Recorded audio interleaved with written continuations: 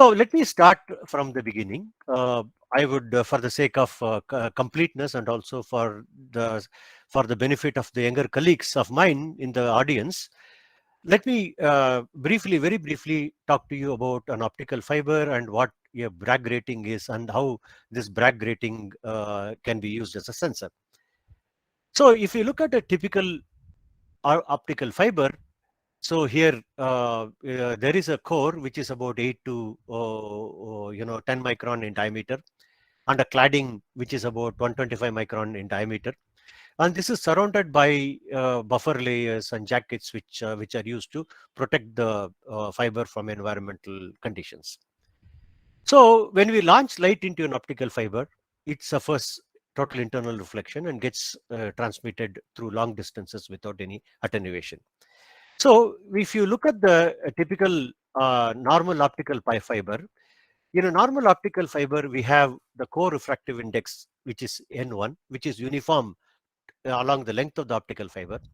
And then we have the clad with the refractive index N2, N1 being slightly higher than N2. So when we launch light, we have the total internal reflection leading to the propagation along the length of the optical fiber. How do I change a typical optical fiber, typical say single mode optical fiber, which is used for other applications into a Bragg grating, which can be used for sensing application? So before I go into that, let me give a very gross analogy between a normal optical fiber and a optical fiber with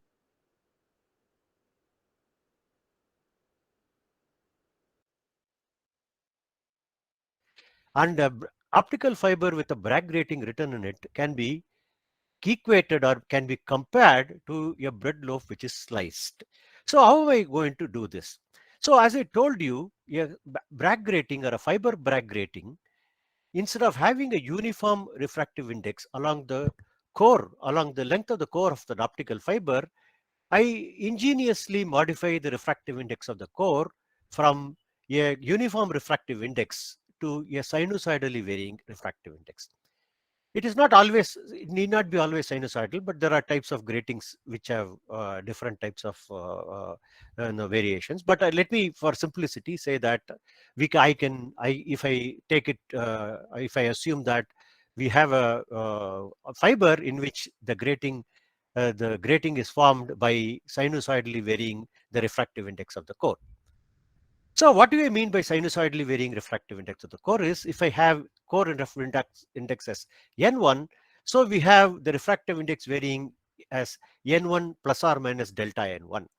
So we have the core to after the grating formation looks like we have the regions which have refractive index N1. Then we have a region with N1 plus or minus delta N1, N1, N1 plus or minus delta N1, and so on. So I will come in few minutes time how this can be achieved and what is the consequence of this if I achieve this type of modulation.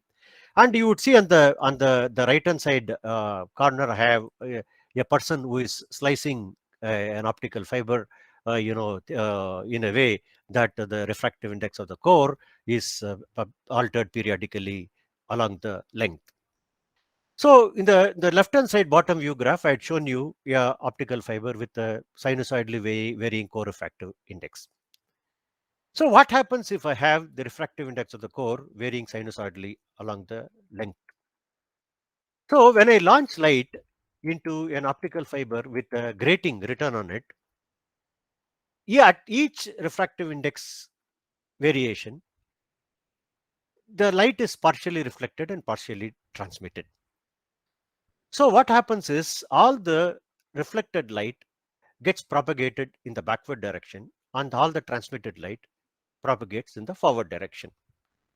So the reflected contributions, they are in phase for a particular wavelength and they add up to each other, and therefore for a particular wavelength which we call as the Bragg wavelength, all the reflected contribution to add to each other, and therefore we have a strong reflected peak appearing in the backward direction. So for all other wavelengths, they will cancel and there will be destructive interference, and then we will not have these wavelengths appearing in the reflection mode. So when I launch a broadband light into an optical fiber with a Bragg grating written on it, one particular wavelength known as the Bragg wavelength lambda b gets reflected back, and this particular wavelength lambda b is a function of the effective refractive index of the core, which I call n effective, and the pitch of the grating, which I call delta. So to illustrate to you a little more clearly, now I have a normal optical fiber in which I launch white light comprising of all different wavelengths into a normal optical fiber, and then the light which is launched on the left hand side, it gets propagated in the to the right hand side. So, but when I have a optical fiber with a Bragg grating, so when I launch white light comprising of all wavelengths into the optical fiber with a grating, so you have one particular lambda which is reflected back, which is lambda b, and all other wavelengths are transmitted.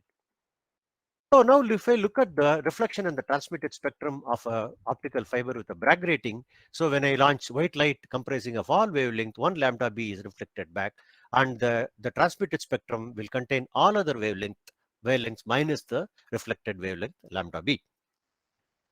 So now there are different ways of inscribing a Bragg grating in an optical fiber. And then I will not go into the details how many of all these different techniques which are widely employed. But if I will briefly mention the fundamental physics. So to inscribe an optical, the Bragg grating in an optical fiber, we use the phenomenon of photosensitivity of an optical fiber. So generally, we use for inscribing grating, we use a photosensitive fiber, which is germania doped silica fiber, and then we shine this germania doped silica fiber absorbs very strongly in the ultraviolet region, and then we shine an intensity modulated UV light on the core of an optical fiber, and due to the photo induced changes, we produce the refractive index changes in the optical fiber. So there are different, physics. There are different theories which explain the formation of Bragg grating in an optical fiber.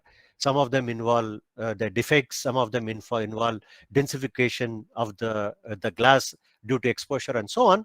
So I won't go into the details today. But you could, the students, if you are interested, you can refer a textbook and you could see what is the physics behind writing or the photo induced changes in a core of an optical fiber.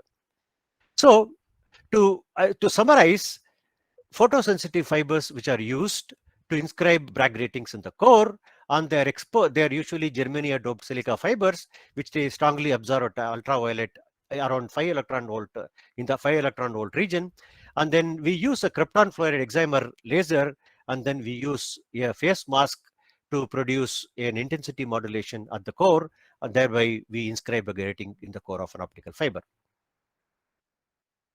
So let me briefly mention to you, there are different types of Bragg gratings which are available, which we call the type 0 grating, type 1 grating, type 2A grating, type 3 gratings, and so on. And also the gratings can also be classified under different categories depending upon the refractive index profile, which can be uniform, apodized, chipped, and phase shifted gratings, and so on. So again, let me not go into great details about these classifications. And then for most of the practical sensing applications, we will use type 1 or type 2A gratings, mostly type 1 gratings, and also uniform gratings, which are sinusoidal in nature. So to very quickly tell you about the classification based on the index of index evaluation, refractive index evolution, the type 1 gratings are formed usually at lower exposures, and they constitute a monotonic increase in the refractive index modulation. And then we have about 100 millijoule pulse per centimeter square exposure with a cumulative fluence of about 500 joules per square centimeter.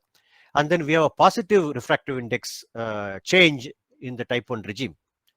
So type 2A grating is formed when a protracted long-term exposure, UV exposure. And then during a long-term exposure, the positive refractive index, change which is inscribed gets starts getting erased, and then we pass on to the type 2 regime, which is called the type 2A regime. And then we can also have the refractive index profile can be uniform, which can be chipped, which can be apodized, and any spatial tailored spatial profile can also be obtained. So, as I told you a few minutes back, let me concentrate on uniform gratings. And then I'm going to tell you what is the principle of sensing using an FBG, and then try quickly come into various applications of FBG sensors. So if I go back to the Bragg's condition, namely lambda b equal to 2 into n effective into the pitch. So if you look at this expression, lambda b is equal to 2 into n effective into the pitch. So if I can do any external perturbation, which can either change n effective or pitch of the grating, can affect a change in lambda b. So any external perturbation which can either change n effective or pitch can cause a resultant change in lambda b. And if I can very sensitively measure or very accurately measure the change in the lambda b, which is lambda b plus or minus delta lambda b due to a change in lambda pitch or n effective, I can use the change in the lambda b to measure or sense the external perturbation which has caused this change. So if you look at, say, most simplest application will be to bond and this optical fiber with a grating onto a structure. And if there is a strain on the structure, depending upon whether a tensile strain or a compressive strain, there can be an increase in the pitch or a decrease in the pitch, which can cause a shift in the Bragg wavelength, and then which can be measured accurately, and then which can be used to quantify the external strain which is imparted onto the structure on which the fiber is bonded. So the fundamental philosophy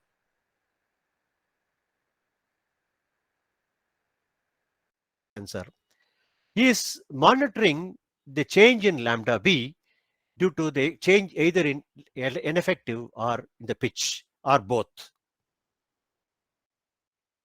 So generally, as I told you in the beginning, traditionally for a long time, fiber Bragg sensors have been used for strain and temperature sensing, and more so in what is known as structural health monitoring. I will come to what is a structural health monitoring and how they are done and so on in few minutes time.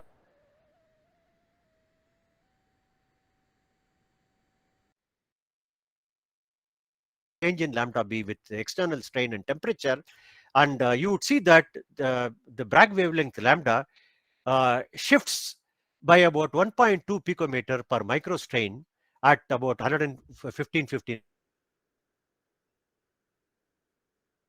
There is a 13.7 picometer shift in the Bragg wavelength with temperature at around 1550. So you may ask me, the temperature sensitivity of Bragg grating is about 10 times more than the strain sensitivity. And then for many practical application, there may be, the interference or, the overlapping of this temperature and strain effects. So yes, this is true. And then for practical applications, any practical application where there is a combination of effects which take place like strain and temperature acting on the sensor, we may have to discriminate the effect of one parameter from the other parameter. There are schemes to discriminate particularly the temperature effect from the strain effect. Again, there are different schemes which are available. One of the simplest schemes will be to use a sacrificial grating which measures only the temperature and subtract the effect of temperature from the strain effect. There are other effects using type 1 and type 2 gratings and also other configurations. In fact, we have a patent on how to discriminate temperature effect from the strain effect in a Bragg grating. Okay. So before I tell you a variety of applications which we have been working on, I'll tell you some of the advantages, and you may ask, there are temperature sensors, there are strain sensors, and there are other sensors which are available. Why we should go? So optical sensors, they have their own advantage. The most important being there being the insensitivity to electromagnetic interference. They are electrically passive, chemically inert, and this is a particularly an extremely important advantage, especially when you are looking at biomedical application, which I will be presenting towards the end of my talk. High bandwidth, and then a large number of arrays can be placed in single fiber. So this offers multiplexing of large number of sensors in one fiber. So I can sense at multiple locations using one single fiber. This is again a great advantage. Small size, because fiber being about 125 200 micron to 125 150 micron, this almost adds negligible weight to the structure to which it has been bonded. Small size, the footprint is very, very small, and then it can be used as a point sensor, and then it can be used in inaccessible regions without the sensed the we can a sensed region can be say a kilometer away from where you are logging the data or are making inferences and so on.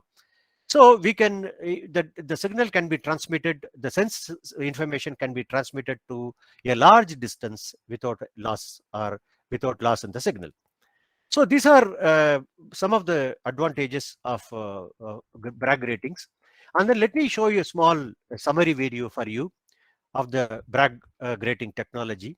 So we have an optical fiber, and then we produce an intensity modulation either through an interference or using a mask on the using ultraviolet light on the core. This leads to inscription of the grating in the core of an optical fiber. Now when I shine a broadband light into the fiber with a grating written on it,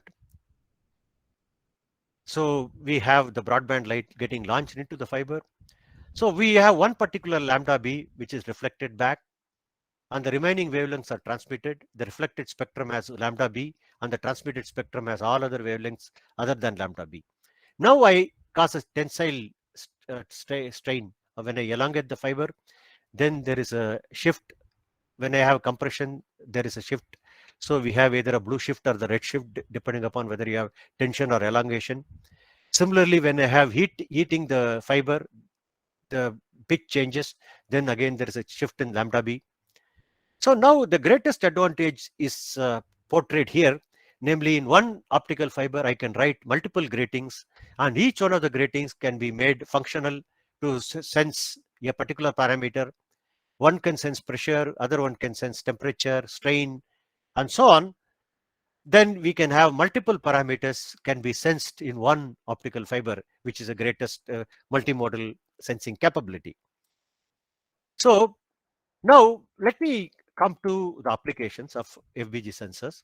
So as I told you, this is probably the only class of sensors where we can have physical, chemical, and biological sensing, which is possible, which I'm going to demonstrate to you, or I'm going to show you examples. The structural health monitoring is one of the most widely used, widely deployed or widely adopted application of FBG sensors.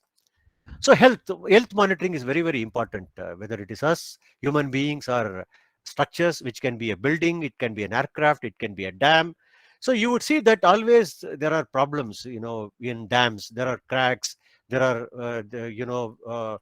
there are possibilities of the fear of dams failing and so on. So similarly, we also have buildings which need to be monitored for their health. And in some countries, the health monitoring of civil structures is mandatory by law. In some countries like ours, it is not mandated, but nevertheless, it's very important. Most of the modern day buildings, which are being called as smart buildings, they come with sensors which monitor the health. So typically, when you monitor the structural health of a structure, civil structure, or a defense structure like an aircraft, we measure strain, temperature, vibration, displacement. These are some of the parameters which are routinely monitored by civil engineers.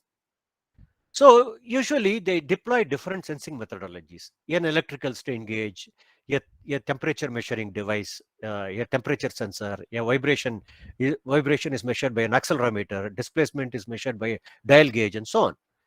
So when we use different methodologies for measuring different parameters which are needed, time synchronization of all these parameters is a big problem. And if it is one sensor or one optical fiber can measure all these parameters, then it is a very desirable scenario. So in the recent times, the structural health monitoring, fiber Bragg ratings are being used very widely. So one of the greatest application is in aircrafts, where the weight of the structure or the weight of the sensors or the instrumentation system which is added to the aircraft for health monitoring vis-a-vis the weight of the aircraft is very, very important, particularly in defense aircrafts like the fighter aircrafts, where if I want to measure the strain or the vibration at different locations of the aircraft, FBGs are very widely used. You may be surprised to know that a Boeing civil aircraft has got about 200 FBG sensors which are embedded in the structure. So now I will give you some example from our work which we have done with the Defense Research and Development Organization, DRDO, on the health monitoring of the light combat aircraft wing with 4 strings of FBGs and resistance strain gauges. This slide will not only tell you the efficacy of the sensor, but will also tell you the advantage of the sensor with respect to a resistive strain gauge or resistive foil gauge, which is very commonly used. So in the view graph on the left hand side, you see all these black cables which are running.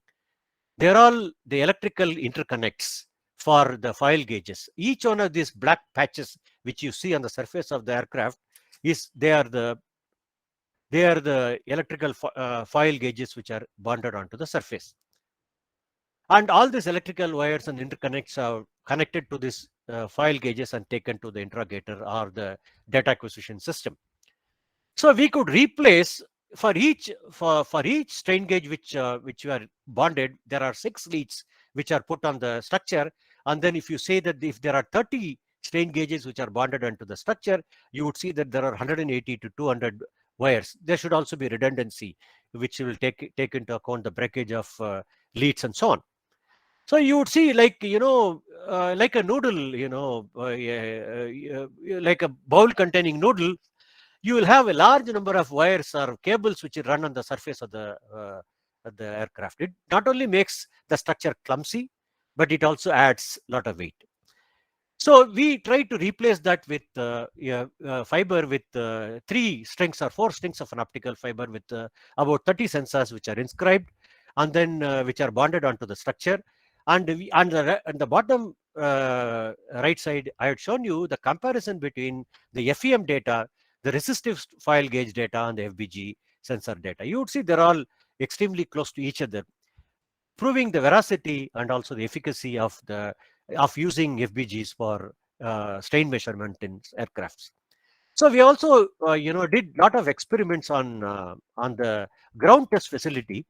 So aeronautical engineers, they do the structural design of the aircraft wings, the fuselage, body, and so on. So when the aircraft flies, it is subjected to different conditions of loading and the environment during flying, during landing, etc. So they are subjected to different loads. So how the structure gets deformed, or what is the shape taken by a structure, say for example the wing of the aircraft during different loading conditions during flying. So one way is to put the in situ sensor onto the aircraft and then monitor it while flying, which is the best thing to do. Otherwise, you load the aircraft in a test facility where the loads encountered by the different structures under different conditions of flying are simulated in the lab. This is not a theoretical simulation. This is an experimental simulation in the laboratory using different actuators. And then you put the sensors and then measure the strains in the aircraft in the ground. So this we did for the trainer aircraft in HAL.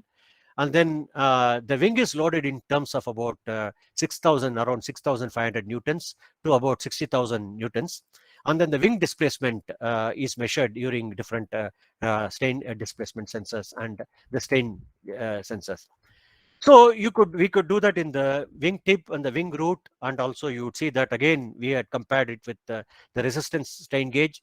You would ask me why I am always comparing it with RSG. Is RSGs are used very extensively in industries, in the aircrafts and so on.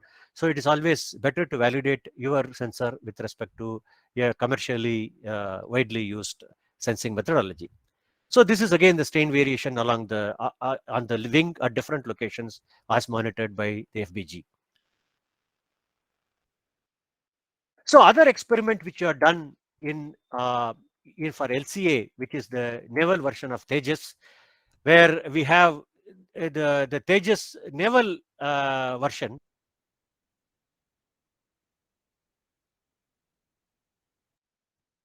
Yeah, this is a very important and interesting experiment we have done. How this is different is the landing gear in an aircraft is a very sensitive or a very important structural member. And then you would see that when the aircraft is coming at landing onto uh, the airstrip or on the landing path, there is a very severe impact which is imparted onto the landing gear. So these are all very stringently designed, and not only it is important to design, and then it should also important to test the landing gear both in situ and also in the ground. So we have done the testing of the landing gear on the ground using a special uh, assembly in again in HAL, and then you would see that before we do the testing, the simulation using FEM is done, and to understand what are the when the aircraft is landing, what are the strains which are imparted at different locations in the landing gear when the aircraft is actually landing in the surface. And then once we know the simulated results, we can put the sensors at different critical locations which are demanded by the structural engineers, and then we should measure the strains at different locations and see whether they match with the simulated results. So how would you do this test? See, in an actual aircraft, the wheel is rotating and the ground is stationary. But we cannot do this in the test facility in HAL. What we do is we make a drum. We have a rotating drum which revolves at a very high RPM, and then we bang the landing gear onto the rotating drum to simulate the landing procedure of the aircraft. So once we do that, we have got this. You see that the yellow cables which are all running are the fiber optic cables which are laid everywhere, and then we measure the strain at different locations using the FBGs. So again, I will quickly show you the results, the FBG and the strain gauge data, which are matching extremely well. So the advantage is, the landing gear has to go through a pneumatic, assembly where, so the landing gear, there is a encapsulation which opens up, the landing gear comes out, and then the landing takes place. And when the aircraft is in flight, the landing gear has to go up. So if you are really deploying a fiber optic sensor, why there is it is advantages is the fiber optic sensor is not clumsy. It is actually it is extremely small. It has a very small footprint, and then I can bond it to the landing gear without getting affected when the external contraption opens up and closes up to make the landing gear come out and go inside the aircraft. So there are very many advantages compared to strain gauges when you are actually deploying the FBG sensor onto the aircraft. So let me very quickly go through some civil engineering applications.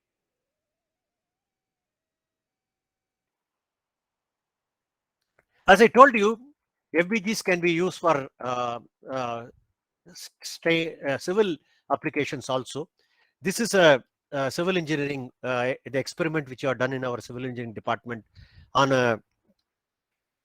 a brick wallet using a 4-point loading, and we have again bonded RSG with FBG, and you see that the delamination of a resistive strain gauge takes place around 2000 3000 microstrain, Whereas the FBG sensors can go easily up to few, say, 10,000 microstrain, we can go very easily.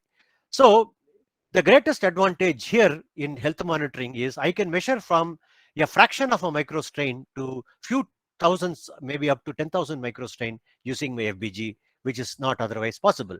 So we have a sensor which is not only sensitive, but also it gives me an extremely wide measurement range. So this is a FBG displacement sensor which we have fabricated in our laboratory. So as I told you, intrinsically, an FBG sensor measures strain and temperature, and by very careful and ingenious transduction methodologies, we can make FBGs sense displacement, vibration, and so on. So we have made sensors which could measure temperature, which can measure strain, which can measure pressure, which can measure displacement, and so on.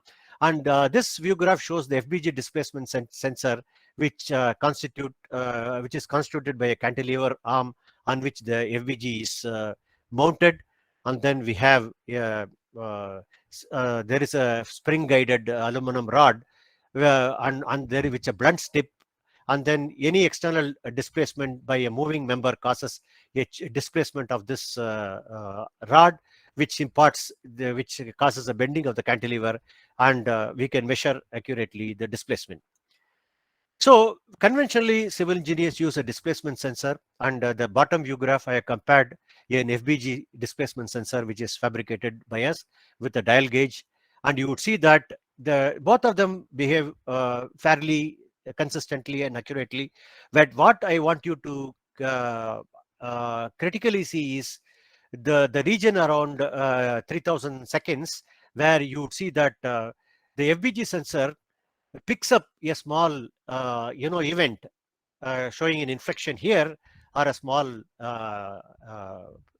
peak, and this is a crack generation point. This has been identified as a crack generation point in the structure by the civil engineers, and which is otherwise not very well exemplified in your conventional dial gauge. So the moral of the story is, when used for health monitoring, FBG sensor can pick out very subtle structural events which are otherwise not possible to be looked at by conventional sensors. This is a seismic fragility test of a, yeah.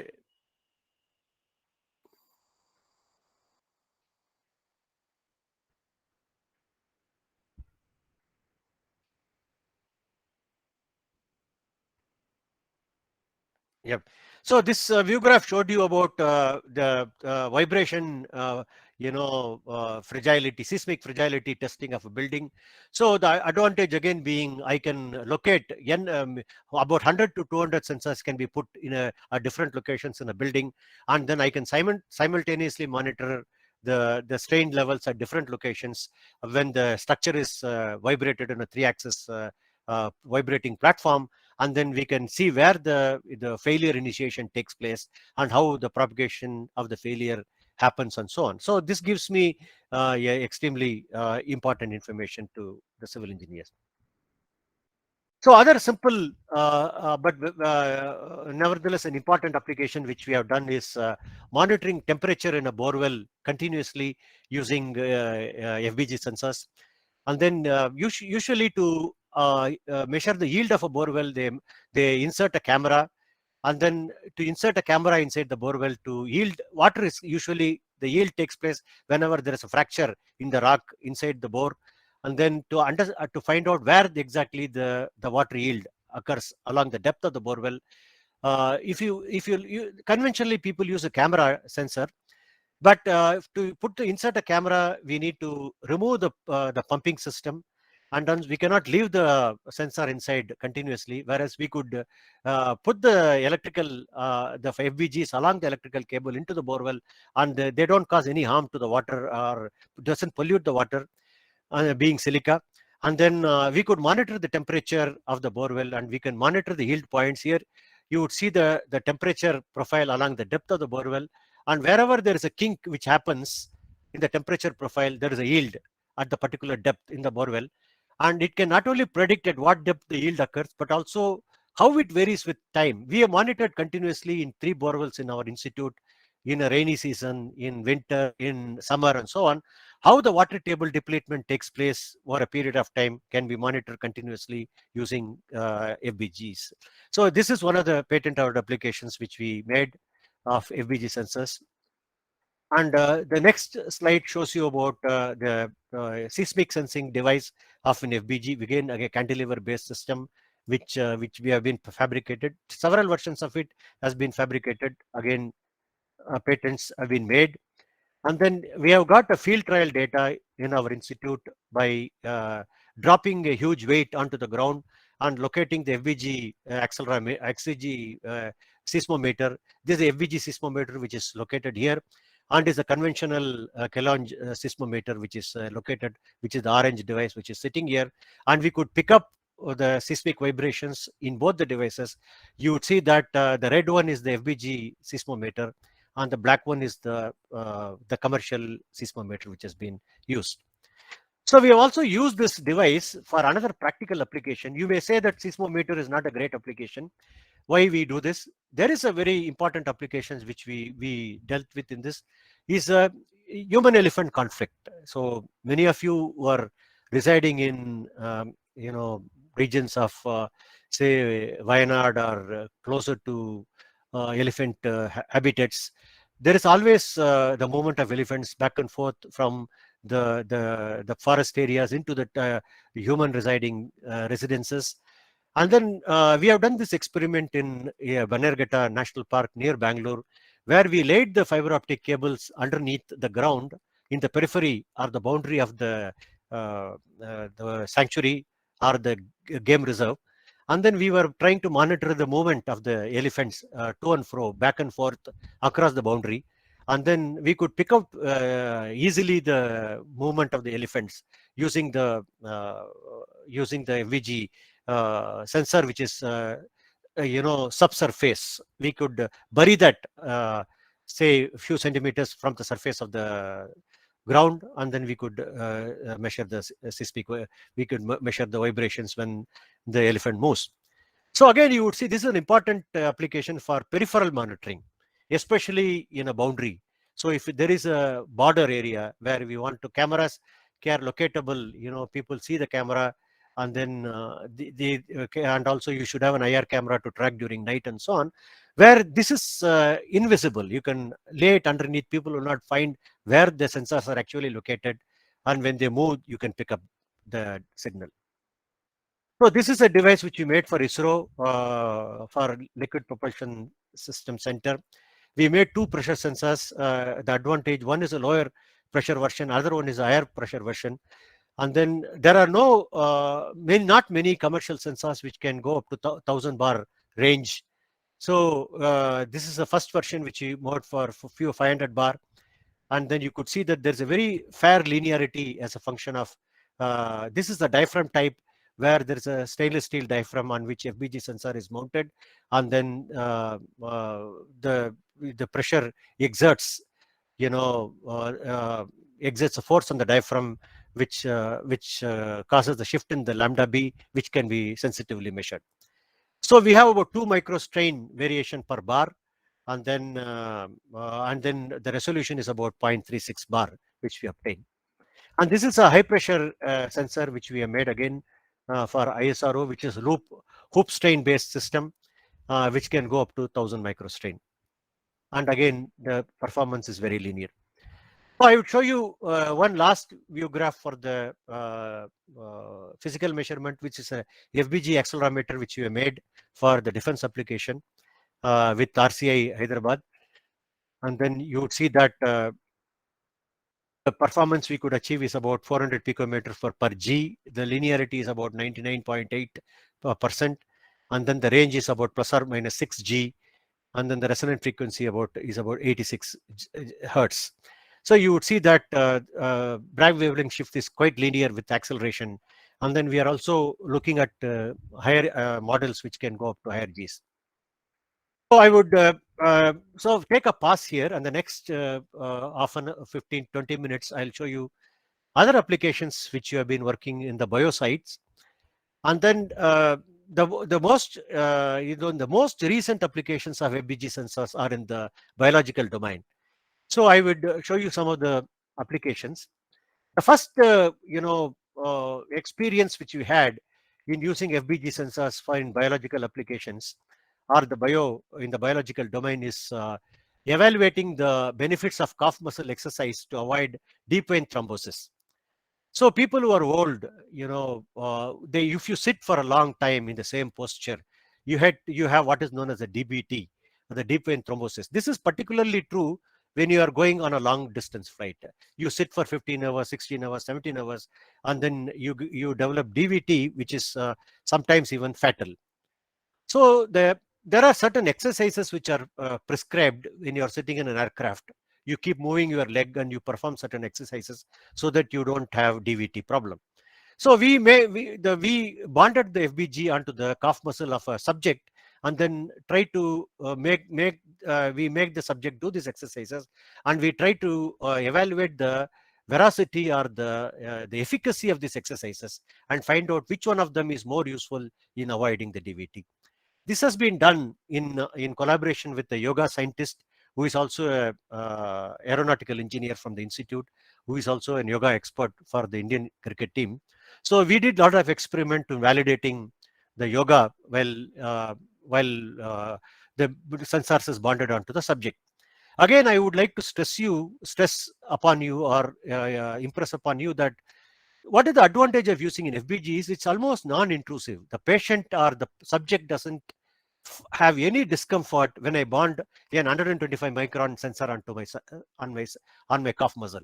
Whereas if I put 3-inch by 3-inch strain gauge onto my on my calf muscle or my foot underneath, it will cause you a lot of discomfort. You cannot, when I ask you to walk with a sensor underneath, you may not even be willing to walk, or you will have a lot of discomfort. Your posture, your walking pattern, your gait, everything will change. So you need a sensor which is almost doesn't cause any discomfort or no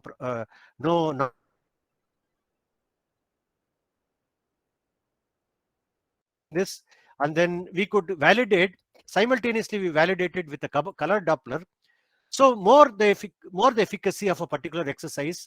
How do you measure the efficacy of the exercise? In a conventional methodology, higher, the efficacy of a particular exercise in a particular region or a particular muscle is measured by the amount of blood which is rushed into the muscle during the exercise. And this is measured by a color Doppler, which is shown on the left-hand side. And on the right-hand side, you have the FBG strain data, which is measured on a surface calf muscle bonded sensor. You would see sensors, you would see that the data which is measured by the FBG is almost, strongly collaborates, or it coincides with the color Doppler data. For color Doppler, you need an expert to do, whereas you don't need an expert, you don't need a medical expert to do an FBG sensor monitoring. An engineer or even any physics student can do this experiment, or even a trained lab professional can do. So we did experiments on plantar strain measurement, which is very important for people with diabetes, where your posture, how do you stand, what type of strains are important at different locations of your foot, they are very important. It is not only medicinal, important from the medical point of view, it is also important in sports, where the design of footwear is based on how what type of forces are encountered at different regions of the foot. For that, people usually use strain gauges to measure at different locations. Again, as I told, it will cause enormous discomfort for the person who is wearing the sensor. So we did both the plantar strain measurements and also knee angle measurement, and we devised a system called the gait analysis system, where we can completely monitor the gait of a motion of a person. This is the results of the plantar strain measurement, and I will come to the gait analysis in a minute's time. And before that, I will show you one of the most important applications of FBG sensor in the recent time is in the blood pressure and the radial arterial pulse pressure waveform. So you know that generally we use a sphygmomanometer to measure the blood pressure. We put a cuff around the subject's arm, and then we inflate the cuff. And then you would see that the doctor who is measuring the blood pressure has two devices with him. One is a stethoscope, which he uses to measure the sound, and also he uses the sphygmomanometer to measure the pressure. So the operating principle, I don't want to go into the details of how BP is measured for the sake of the young students who are present today. So I will quickly tell you how the BP is measured. Many older persons like me, BP measurement is part of our life for maybe every fortnight or a few months. So the cuff of the sphygmomanometer is placed around the patient's upper arm and inflated to a pressure above a person's normal systolic BP. So on the right hand side, I told you what is a systolic and diastolic. You can even go through it now, or you can, since recording is there, you can look at it later on also. So initially there is no sound is heard, you would see that why the doctor is using the steth is to look at or to hear what is known as the Korsakoff sound. So the measurement, though, is done by a sphygmomanometer, the measurement of sound is extremely important in this measurement. So when because initially no sound is heard because the pressure in the cuff is high enough and such that it occludes because of the pressurization which are made on the cuff. The blood flow doesn't occur. When the cuff is slowly deflated, the pressure drops to a level equal to that of a systolic blood pressure of the patient, and then the blood starts flowing through the upper arm in spurts.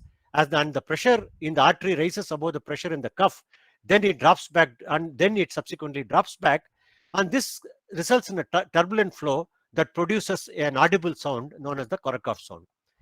So the doctor actually measures the onset of the Korsakoff sounds and the stoppage of the Korsakoff sounds when the blood flow changes from the turbulent flow to the laminar flow when the deflation is complete. So he uses the steth to measure the sound, and he uses the sphygmomanometer to measure the BP. And this is a normal procedure. And then we have made a device which is a wearable device. So now you would say that now there are watches which come with BP, ECG, and so on, but they are not clinically acceptable. So for clinically acceptable, there is a lot of validations have to be done, and then validation with respect to gold standards are required, and so on.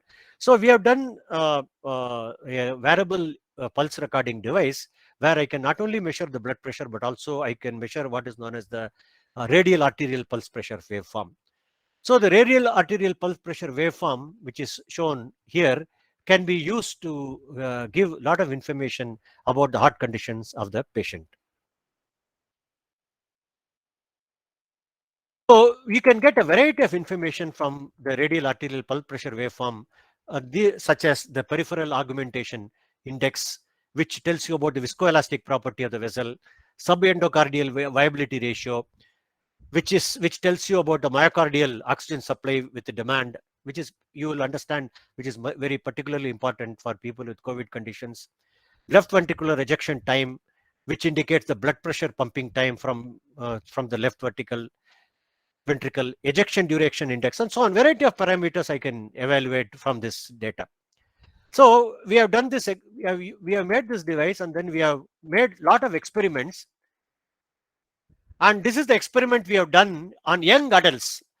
I won't call it young children, in the Indira Gandhi Institute of Child Health in Bangalore.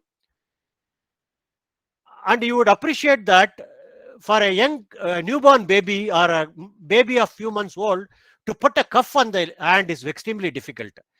So the baby's limb itself is in the size of a limb, or in the size of a finger. So it is extremely difficult to put a cuff. So we have done this device, and then we have validated the device with respect to an intra-arterial probe, which is it's a gold standard which is used. So you would see on the PC, you would see the data which is acquired by our FBG device, and here you would see the intra-arterial probe, and we could exactly validate. And this gave a lot of appreciation from the medical fraternity, and we could show that we are able to get data which is comparable with the intraarterial probe, and the experiments are going on. Our aim is to see whether we can replace the intraarterial probe, which is invasive device, with a non-invasive device like an FBG, pulse pressure waveform device. So this is again the 3D version of the device which you have fabricated. So this is the beat to beat systolic and diastolic with accuracies and so on. And this is well within the clinically accepted range. So this is very important. So our data should be within the clinically accepted range to be, accepted by the medical fraternity. So I have another, 5 minutes I'll take. This is a prismatic drag. I will skip this. Okay, this is again more, let me come to. So we have done, in the next 5-6 minutes, I will tell you about some of the other applications which you have done. This is the safe shape estimation of FBG, of endoscopes using FBG sensor. So a doctor uses an endoscope into the body, patient's body, and it is more like an art, using, I will show you subsequently in the next slide, using an epidural needle in the patient's body. Endoscope is, when it is traverses into the body, how the doctor guides the endoscope into the patient's body is an art. So we wanted to quantify the force exerted by the doctor on the radius of curvature, the path taken by the endoscope inside the patient body, which as quantified by the radius of curvature. So we bonded the FBGs onto the endoscope, and then we did this experiment. And the most important or interesting observation I could, from the strain measured by the FBG bonded at different regions of the endoscope, we were able to calculate the radius of curvature very fairly accurately. So we could see the original radius of curvature and the reconstructed radius of curvature using the FBG measured data on the right hand side bottom. You would see that they're fairly matching. So these are all like, assistance devices for medical fraternity. So the next device which you made is a epidural force measurement device, where the doctor inserts an epidural needle onto the patient's body.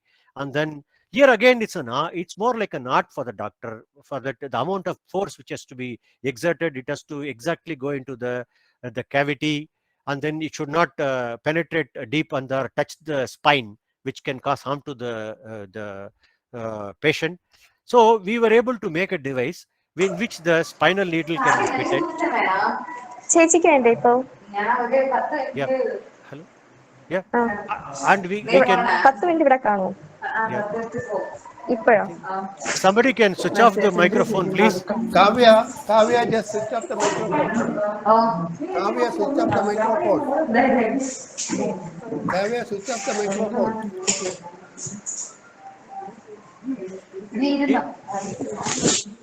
Kavya, switch off the microphone. Okay, sir, continue. Yeah. See, on the bottom right hand side, you would see the patient. He's not a living patient. It is a dead cadaver. Though it's a human, it's a dead person. Cadaver which we are used. And then using a medical doctor, trained medical professional, we gave this device and he did the epidural procedure, and we are able to quantify exactly when where the needle exactly is when in the patient's body. So the peak force is experienced when the skin puncture takes place, and then when the supraspinatus and interspinatus ligaments are touched, and then when it hits the ligamentum flavum and dura mater and different regions of the body, when the epidural needle traverses, we can quantify the force exerted. So this is important. It's an important device for the patient. Yeah. So we have also done an eye tracker fiber brag. This is again a patented, and this got a Gandhi Young Innovation Technology Award for my student. And then eye movement is extremely important for people with autism, neurological disorder, etc. So in ancient, our Indian medicine, we use either nadi, which is the pulse, and also the eye, the face reading, to detect the condition of the human. So again, we are going back. Some of the sensors can be used. I have shown you about the pulse waveform. We are also doing the eye tracking. What are known as the saccades, the eye movement, can be used to find about the neurological condition of a person. So this experiment which you have done, with our neuroscience department, and then our aim is to replace a device which is used for eye movement tracking, which is called the eye scan, and then we have made a very simpler device using FBG, which is again getting now which is getting commercial now. One of my students has started a small student startup to make a commercial prototype of this device. So I would show you the results quickly. On the right hand side top, on the left hand side top, you have the FBG eye tracker, and the left hand side bottom you have the eye scan, which is a commercially used device by the doctors, neurologists, and you see that the data which you obtained is extremely similar and then highly corroborative. Okay, this is about new angle measurement and gait. Due to lack of time, I will not go into the details. I'll want to show you the last few graphs about. This is about. I will show you a video about the gait analysis device. So this is our gait analysis FBG device which you made, and it has a plantar strain measurement device and the knee angle measurement device, both based on FBG which you have done, and then we can measure the gait as well as the plantar strains simultaneously. And this is again very useful information for the orthopedics and also the pedologist doctors. I'll spend the last few minutes on maybe I would take about 5 minutes. So far, I told you about physical and physical sensing using FBGs. I will take few minutes to illustrate to you about chemical sensing. So FBGs are usually used for physical sensing, as I told you. But for chemical sensing, what I do is I use the variation of effective refractive index instead of the pitch. So for all the applications which I have shown you, the pitch is changing with an external perturbation. So now the applications I'm going to show you in few minutes now I'm going to play with the effective refractive index. A fiber grating FBG with a complete clad is usually not responsive for an external environment, chemical environment or a biological environment. So in order to make it responsive to an external refractive index change due to an environmental change, I etch out the clad partially and then functionalize the clad with a material which can be a carbon nanotube or graphene oxide or reduced graphene oxide, which can very specifically either chemically bond or physically absorb a chemical or biological species. So once this happens, the effective refractive index changes, which leads to a change in lambda b, which I can very precisely measure. So by playing with change in delta n or change in n effective, I can use FBG as a chemical sensor or a biological sensor. And by playing with the change in pitch delta, I can make it function like a physical sensor. So this is about a CO2 sensing, which we have done with Honeywell company. And then this is optical fiber with the Bragg rating written. We etch out the clad and then we coat it with the PAA amino CNT coating. And then this is extremely responsive to CO2. And then we can show on the right hand side the Bragg wavelength shift as a function of purging on and off of the CO2. So you would see the Bragg wavelength shift as a function of CO2 concentration on the left hand side bottom. So this illustrates to you that it can be used as a CO2. We have done for CO2, we have done for ammonia, we have done for NO2 and so on. And when we are using it as a chemical or a biological sensor, the cross sensitivity is very, very important. So when it is responding to one gas or one biological analyte, it should not respond to another analyte. So when it is respond to NO2, it should not respond equally to ammonia. So this is achieved by functionalizing specifically the coating. So the coating which we use on the clad removed etched fiber is extremely specific to a particular analyte. So this coating will only bond or bind or physically absorb a particular analyte, thereby making it extremely sensitive to only that particular analyte and not sensitive to any other analyte. So again, this is about the experiment we have done with on NO2 concentration as a function of FBG wavelength as a function of NO2 concentration. So we have done recently. We have worked with the City University of London on water quality monitoring. We have made sensors for mercury. Mercury in water is an extremely, dangerous pollutant. We have done for mercury. We have done for arsenic. We have done for lead, for cadmium.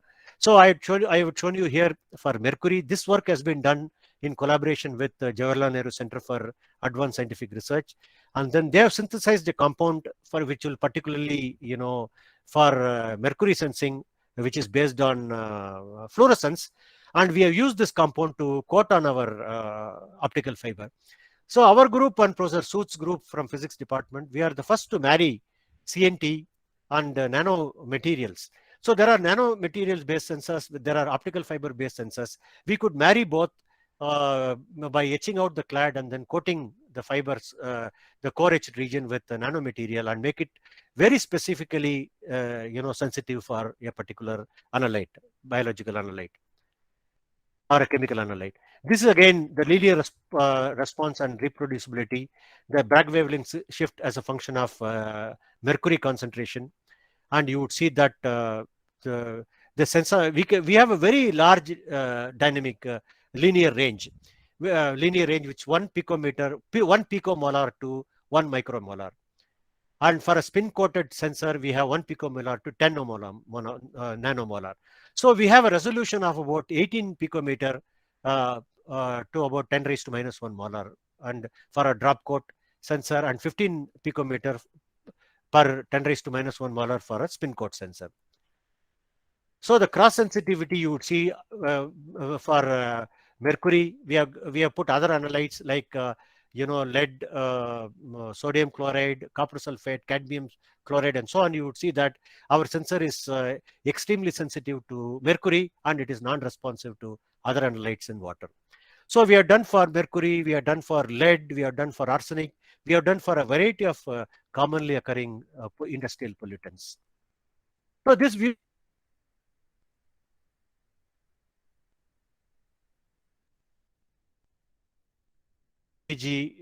sensor. So 1 picomolar to 1 micromolar, for drop cost 1 picomolar to 10 micromolar. SPR is about 37 nanomolar to 18 micromolar. And you would see that the limit of detection, and then the dynamic range, etc., they are in many cases much better than most of the conventionally commercially used sensing methodologies. So this is for, again, cardio. Another new projects which are working is on cardiovascular markers. I would stop with this last illustration. So whenever we are somebody is having an heart attack or myocardial infarction, as they call clinically, what happens is there are changes in the ECG which are used to identify a person whether he has suffered an heart attack or not. But ECG is non-specific. So many of you who have been following television would see that a popular Kannada actor died recently, who is only 47 years old. And after workout in a gym, he complained of discomfort, and they went and took ECG, and ECG was normal, and he said it's fine. But after coming out of the doctor's place, he collapsed and died, because ECG is non-specific. You cannot really find out. And then the occurrence of any heart-related event like myocardial infarction is better detected by looking at the elevation of certain biomarkers in blood. And the usually commonly used biomarkers for detecting cardiovascular myocardial infarction is myoglobin, C-reactive protein, creatine kinase, troponin I, and so on. So we are now making a system or a platform device where I can test all the analytes. See, usually those analytes, some of the analytes are non-specific, like C-reactive protein is non-specific. Any inflammatory reaction in body will raise C-reactive protein. Whereas troponin is very specific, but troponin appears much later in time. But the specific, when you're looking for troponin, it takes, say, few hours, precious time is lost. You cannot save the patient.